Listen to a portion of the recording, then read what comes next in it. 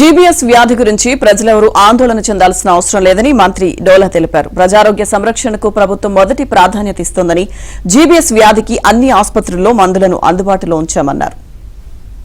Gulen Barry syndrome గురించి ప్రజల్లో ఎవరు కూడా ఆందోళన చెందాల్సిన అవసరం లేదు. ప్రకాశం జిల్లా గిద్దలూరు చెందినటువంటి ఒక మహిళ మృతి చెందిందని చెప్పేసి సమాచారం ఉంది.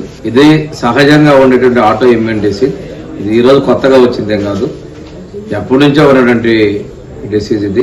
కాకపోతే నేను ఈ సందర్భంగా వైద్యులందరినీ, ప్రభుత్వ వైద్యులు కావచ్చు, ప్రైవేట్ వైద్యులు కావచ్చు, ఎవరికైనా కానీ ఈ సిండ్రోమ్ లక్షణాలు ఏమన్నా ఉన్నట్లయితే ప్రత్యేకంగా గమనించి తగిన వైద్యం అందించే విధంగా మీరు సహకరించండి. ప్రభుత్వం, ముఖ్యమంత్రి, అదేవిధంగా వైద్య ఆరోగ్య శాఖ మంత్రి కూడా వీటి మీద సమీక్ష చేసుకున్నారు. ఈ వ్యాధికి అవసరమైనటువంటి ఇమ్యునోగ్లోబులిన్స్ కూడా ప్రభుత్వ ఆసుపత్రుల్లో అందుబాటులో పెట్టారు.